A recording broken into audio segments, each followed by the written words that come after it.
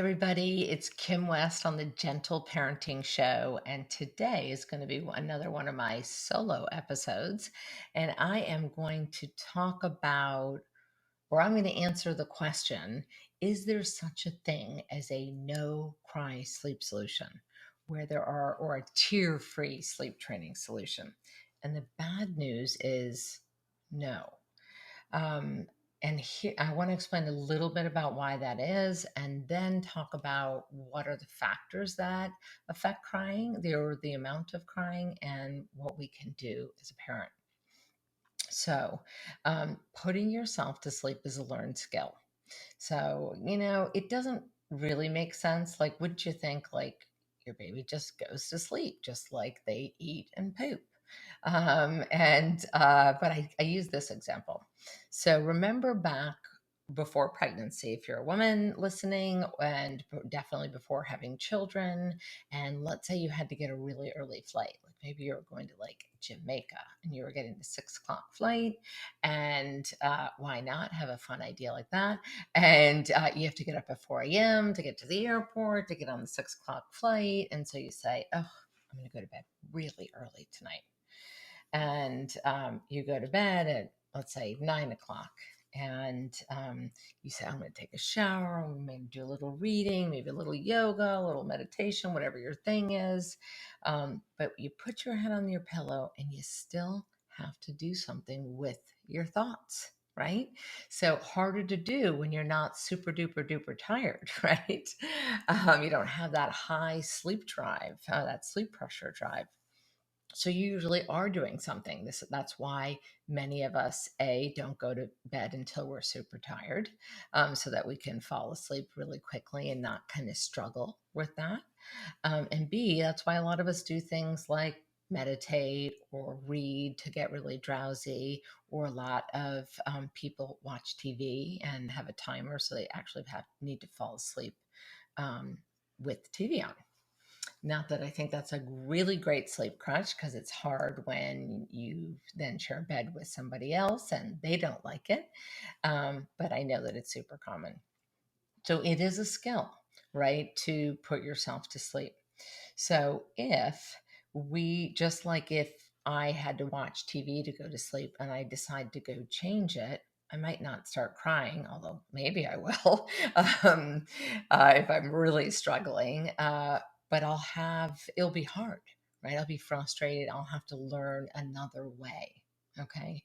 So I always like to also use the metaphor with going to sleep and frustration, at least for me, like when I have to learn a new software, right? Sometimes it makes me a little cranky. I get a little impatient.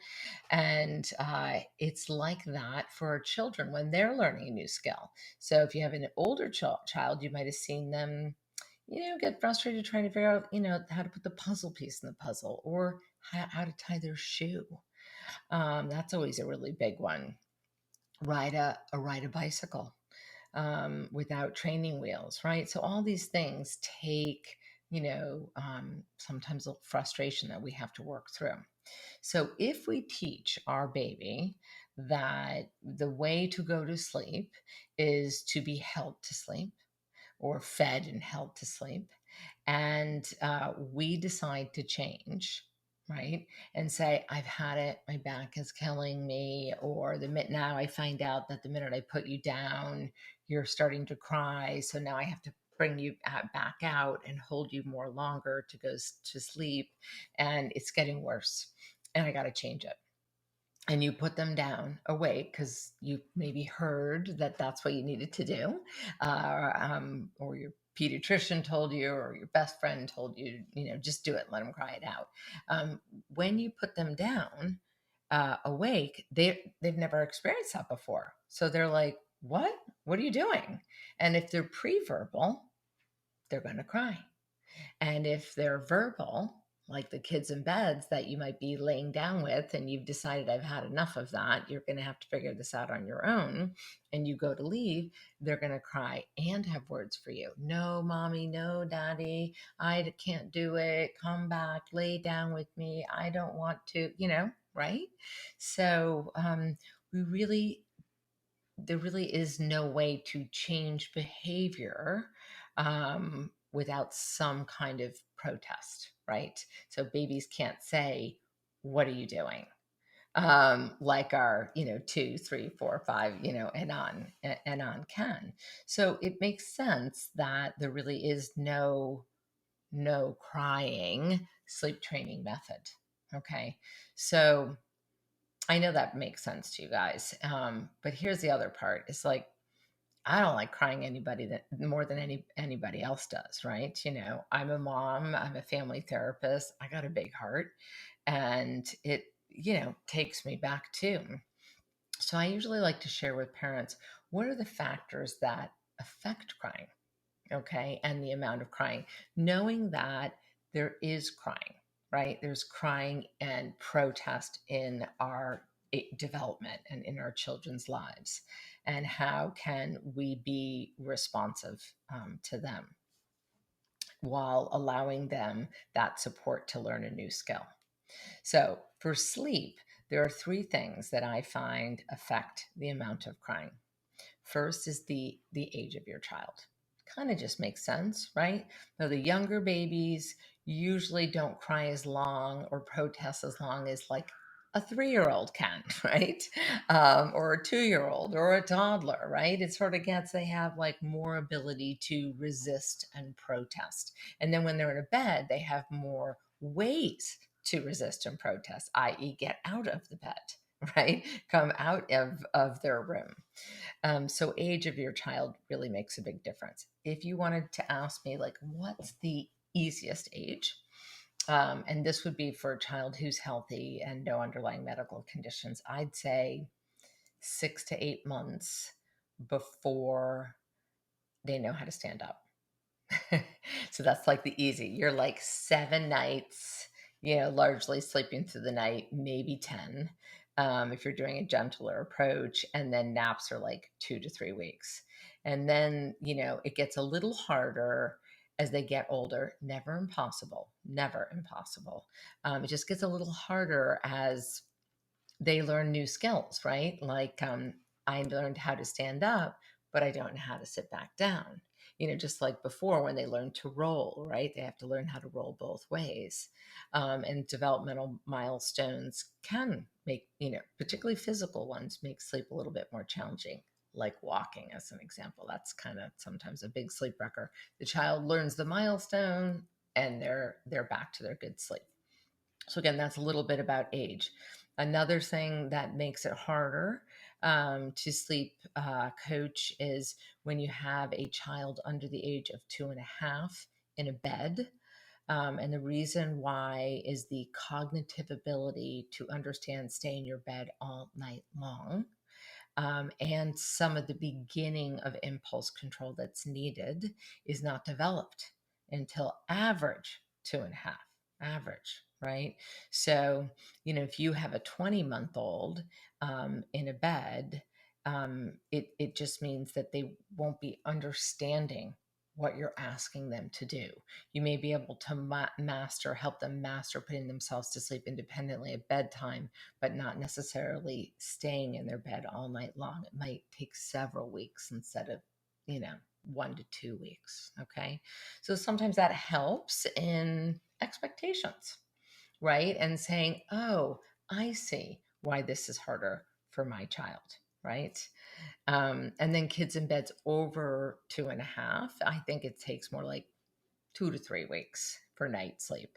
And when you're, out of the room, and this is where I am biased, by the way, I do think a gentler method is more successful with kids in beds. Because if you do the silent return, a lot of times what I hear from families is, oh, I took them back to their room. And then the minute I turned around, they were right behind me at the door. I didn't even get to my bedroom. And then I get into I feel like I get into a physical struggle with my child and get frustrated and lose my temper. And then I feel bad about it. And so I am a little biased here. I do think a gentler method tends to be more successful with that age group. So again, they've had longer amount of time that 2 to 5-year-old, let's say, of you potentially being inconsistent as a parent, or, lying down with them. I've had parents who are like, I just sleep all night in their room, or we just have them come into our room and we just finally got tired of it. And so they're not going to understand why. You do need to talk to that age group about why you're making the changes. But you're going to see more protests because they're going to be like, well, why now? Right? Why now are you changing? So age. So age is a big factor of protest and crying and how much you'll see based on their age. The second one is temperament. Um, Probably 80% of my practice in the last 27 years has been, maybe 75 has been these what I call alert children. I sort of just made that up. I learned even more about these kids from my second daughter, who I would consider to have one of these alert personalities. I talk about some of these characteristics in my book. Did I do a research study on that? No. This is my in the trenches, having worked with over 20,000 families myself personally, what I have seen. And so here it is. So one is they tend to be, parents notice this from the very beginning. It's like the nurse gives you your baby, or maybe they took them for a little while in to sleep, although it hardly happens anymore. But let's just say, and the nurse is like, wow, this baby is wide awake, it's not missing a beat. I remember my younger one, I felt like that. I felt like she was like videotaping everything that she saw and could potentially understand everything we were talking about. And they tend to look older as a result. So you may be in the grocery store, with your 3-month old, and people will think, oh, is your baby 5 months old? Because they're so engaged in the world.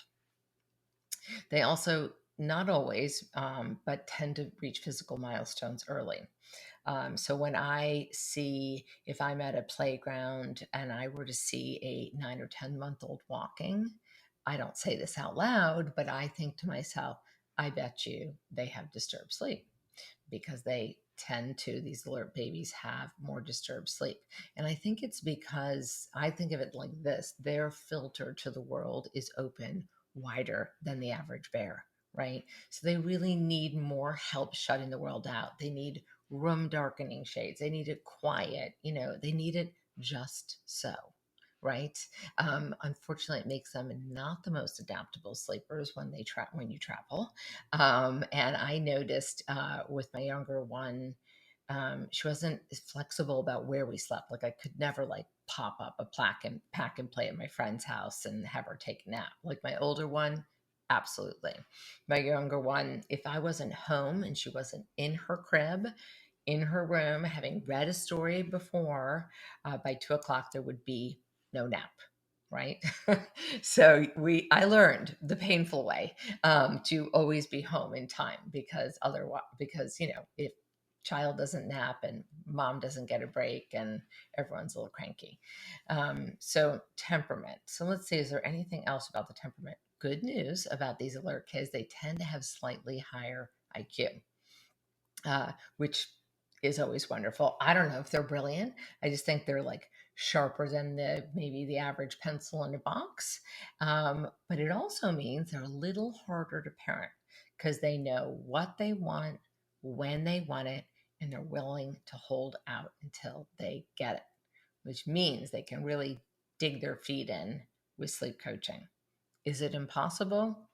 Absolutely not.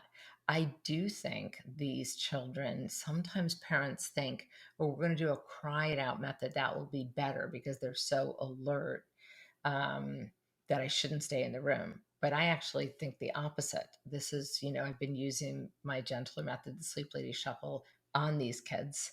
Like I said, 80% of my practice. And I feel like they need more help regulating, because of that big filter, using kind of like a layman's description here.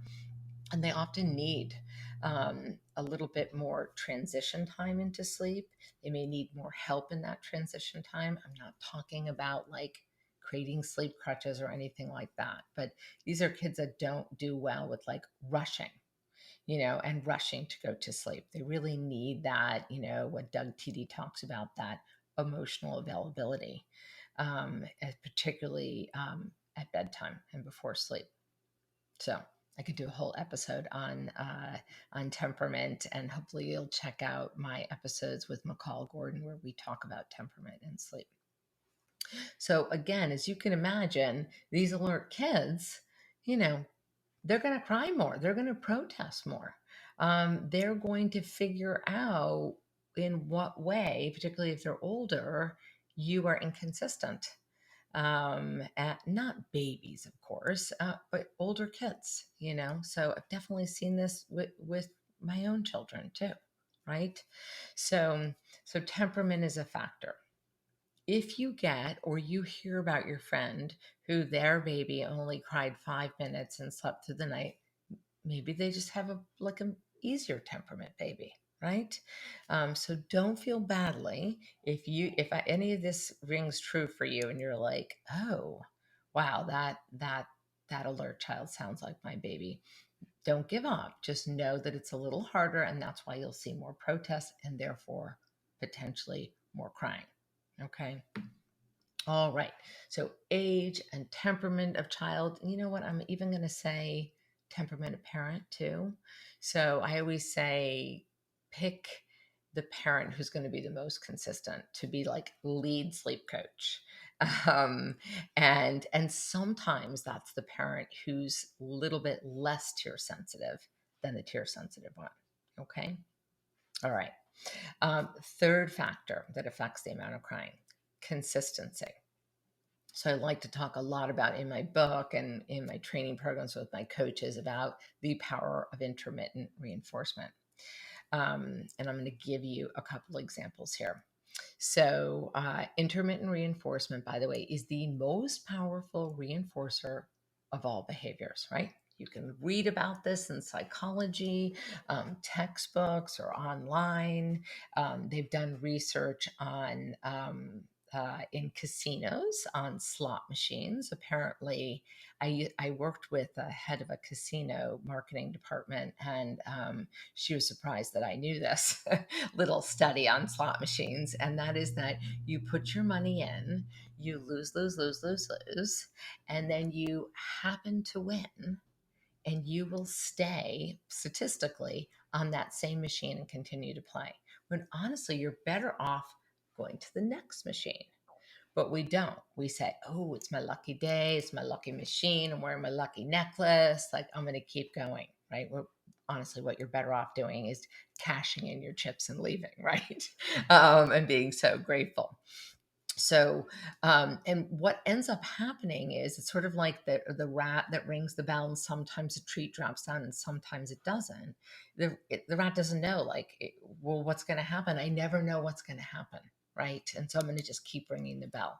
So here you go. There's an animal example. There's an adult example. Now I'm going to give you how this gets acted out in sleep training or coaching. You have a baby not sleeping, waking up multiple times during the night. You go to the playground. This other parent next to you says, oh, do Ferber, do control kind, do time checks. It works great for us. You go home, you say, honey, we're doing it. We put the baby in, and they cry, and it's like way more crying than you thought. You're like, I don't know, I'm going to emotionally damage my baby. We can't do this. This is just wrong. Go in, rock him to sleep. Now,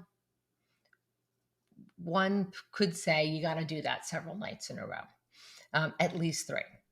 I find that these alert kids, they get it 1, 2 nights, you're toast, right? You can train them to cry, whatever it was, 30 minutes until you go in and rock them or feed them or whatever it is to sleep. Okay. So that's one example, is training to cry. That comes from in that intermittent reinforcement world. The second one is responding inconsistently. This is super popular. Oh, I, mom, feed you to sleep and put you into the crib. And then if you wake and it's before midnight and you're not ready for another feeding, the other parent goes in and rocks you to sleep. And then if it's after midnight, then I'll go in and feed you. And then if it's, the next feeding isn't within 4 hours, then the other parent goes in and tries to rock you and it doesn't work. And finally, we just bring you into our bed, right? That might sound familiar to many of you. It's what the common stories I've been, thousands of times I have heard this story. And I get it, by the way. Desperate times require desperate actions. So you can imagine, though, for your child, from your baby's point of view, they're like, I don't know what to expect when I wake up. Who knows, right? I could be fed, I could be rocked, patted, brought to mom and dad's bed, right? And so that's super confusing. All these examples create more crying, right? Um, and then the third example is I only bring you into my bed after 5 a.m. because I like kind of like the example I just gave, because I just can't stand it. And honestly, we don't mind it. And it's kind of snuggly. And can't we do that, Kim? Can't we just keep that whole thing? And I always have to remind parents that, your children can't tell time. They don't actually really understand time for quite a few years, like really understand like what 5 minutes is, what 5 a.m. versus 6 a.m. And so if you're doing all of this sleep coaching and then you finally say at 5 a.m., I can't take it anymore, what will happen is the child won't understand and they'll start waking up earlier and earlier and earlier to be like, oh, is this that special time that I get to come into your bed? Right. And and then it will go back earlier and earlier until finally the parents are like, they're just starting bedtime in the bed together. So those are three examples of intermittent reinforcement. When we practice those, we create, and by the way, none of us mean to, right? None of us mean to, but we create more crying, right? We don't mean to, but we do. Two things about intermittent reinforcement. When you go to address the behavior that's been intermittently reinforced, it will take longer to change and it will get worse before it gets better. Okay, so always tell this to parents before you start sleep coaching. Remember that. So, the goal, which is why I think it's so helpful to work with a sleep coach, is that they will get you through that time when you're like, it's not working. It's getting worse before it gets better. Thanks a lot, Kim, or sleep coach. And they'll, be able to strategize with you and support you and say, no, it's getting better. Now's not the time to give up. Okay. So consistency is important once you get started. And then if you combine that with an older child and consistency, and which is common when you have an older child, you may have attempted sleep coaching multiple times, right?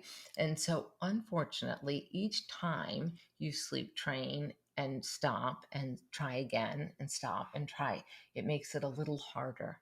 Okay, because it's like your child is like, well, eventually you give up. And remember, I am not saying that a baby figures this out. Okay, this is just the power of intermittent reinforcement. Remember the slot machine, right? Like our adult mind should know, like, oh, I'll go to the next one, but we don't. Okay, so please know, I'm not saying that a child can figure this out, nor do I think children are or babies are manipulating us, right? This is literally just the power of intermittent reinforcement. So before you start, or before you, or when maybe I should say, you create your sleep plan, I want you to factor all of this in. Not only are you thinking about what's the right method for me, but think about these causes or these factors that contribute to increased crying so that you can make sense of the behavior that you're seeing in your child. And you can say either, I'm going to stop, or I'm going to move forward, or this makes sense. I remembered Kim saying, and we kind of like were a little inconsistent last night and the night before. So either tonight we have to give up, or we have to know that it's going to be a little harder tonight. but if we keep with it, it will get better. Okay. So even though I know I said if we keep with it, it will always get better, I do want to have this caveat because I don't want this to be misunderstood that if you are consistently doing sleep coaching and you're seeing no progress, I want you to stop and go back to your pediatrician and make sure that you've ruled out any potential underlying medical conditions. And then, if everything is all good, consider hiring a sleep coach, one of mine or one of the other ones out there, to help figure out what you could do differently so that you and your child and your whole family can be set up for sleep success. Okay, I hope you found this episode helpful.